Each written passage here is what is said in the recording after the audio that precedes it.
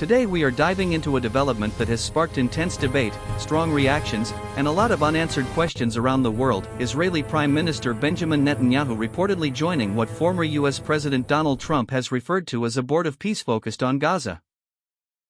To understand why this matters, we need to unpack what this phrase actually means, who is involved, what the political motivations might be, and how this could shape the future of Gaza, Israel, Palestine, and the wider Middle East.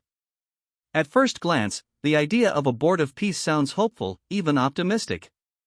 Gaza has endured repeated cycles of war, blockade, humanitarian crisis, and political isolation for years.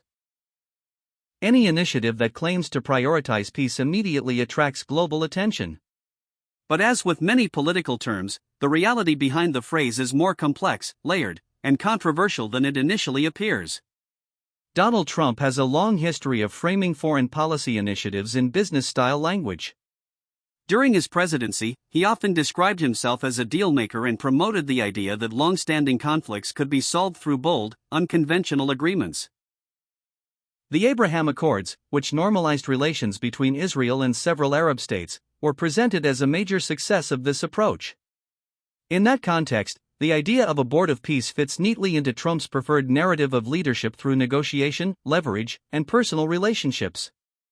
Benjamin Netanyahu's involvement adds another layer of complexity. Netanyahu is Israel's longest-serving prime minister and one of its most polarizing figures. Supporters view him as a strong defender of Israeli security, while critics accuse him of undermining democratic institutions, expanding settlements, and prolonging conflict. His leadership during repeated Gaza wars and his hardline stance toward Hamas have shaped Gaza's reality for more than a decade. The timing of this development is crucial. Gaza is facing immense destruction, widespread displacement, and a deep humanitarian emergency.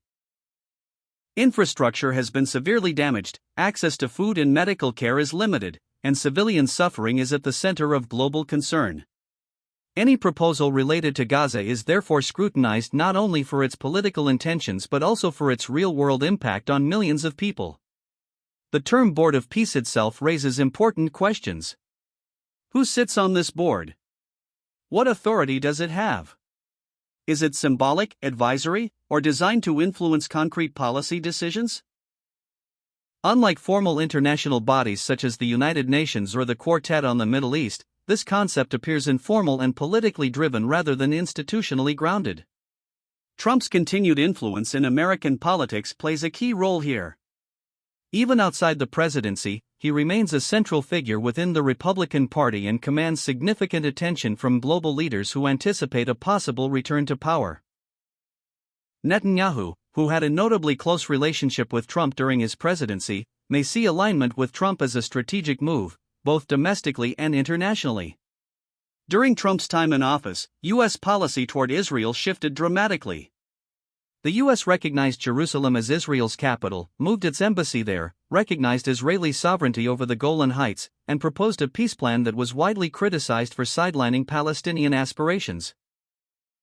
Netanyahu benefited politically from these moves, presenting them as diplomatic victories at home.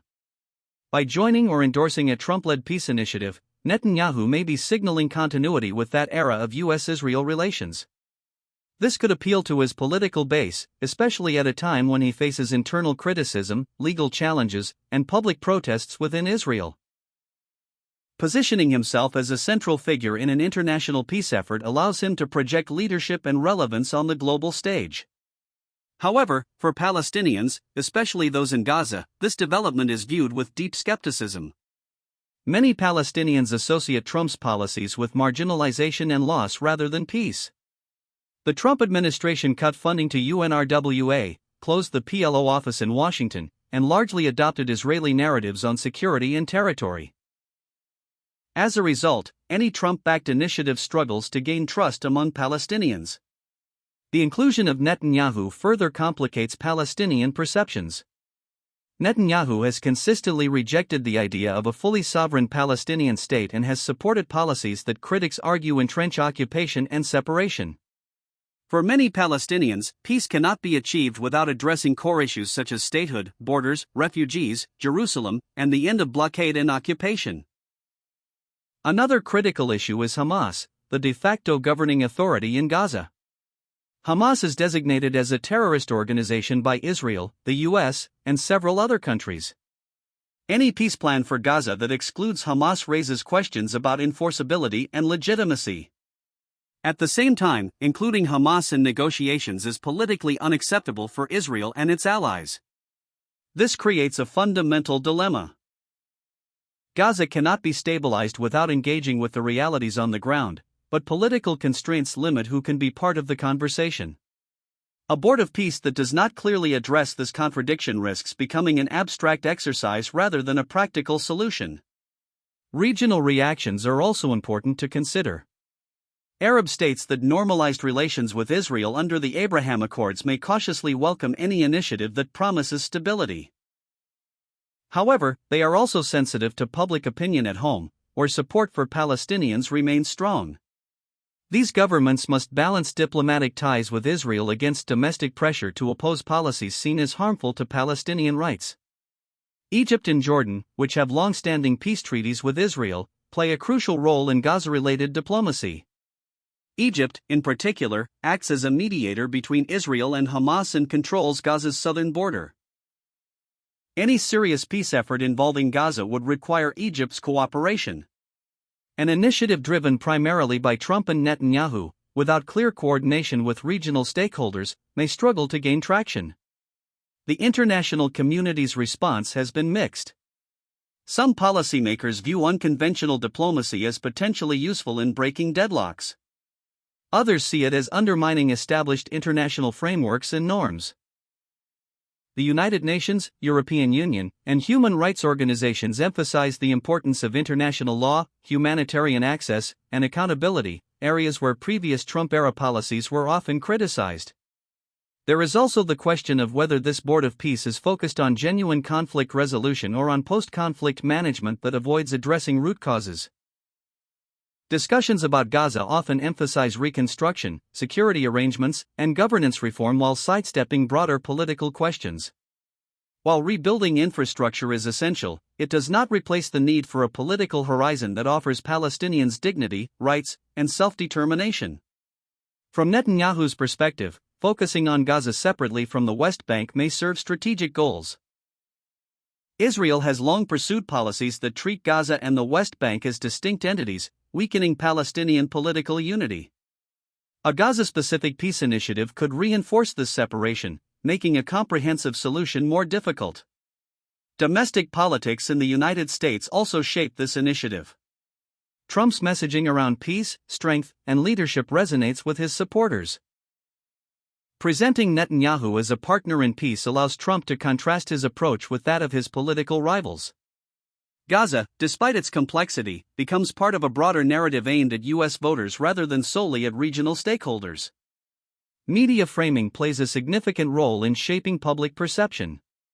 Supportive outlets may highlight the promise of fresh thinking and decisive leadership. Critical voices point to the lack of Palestinian representation, the absence of clear plans, and the history of failed top-down peace efforts. The truth likely lies somewhere in between, with genuine interests mixed with political calculations. Another key issue is accountability. Peace initiatives often fail when there are no mechanisms to ensure compliance, protect civilians, and address violations. A loosely defined Board of Peace lacks the formal authority to enforce agreements or hold parties accountable. Without clear mandates and oversight, such initiatives risk becoming symbolic gestures rather than transformative processes. The humanitarian situation in Gaza cannot be separated from political decisions. Access to aid, reconstruction materials, electricity, and clean water depends on policies shaped by Israel, Egypt, international donors, and Gaza's governing authorities. Any peace effort that does not prioritize immediate humanitarian relief alongside long-term political solutions will face criticism and resistance. Public opinion within Israel is also divided. Some Israelis support strong military action and distrust peace initiatives, believing they compromise security. Others are exhausted by repeated cycles of violence and seek alternative approaches. Netanyahu's participation in a peace-focused initiative may be interpreted differently across these groups, either as strategic pragmatism or political theater. Within Gaza, ordinary civilians often feel disconnected from high-level diplomacy. Years of conflict have fostered deep cynicism toward promises of peace. For many, survival and basic needs take precedence over political announcements. If this initiative does not translate into tangible improvements on the ground, it is unlikely to gain local support. The concept of peace itself deserves scrutiny. Peace is not simply the absence of fighting.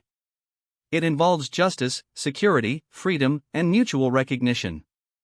Initiatives that prioritize stability without addressing inequality and rights may produce temporary calm but not lasting peace.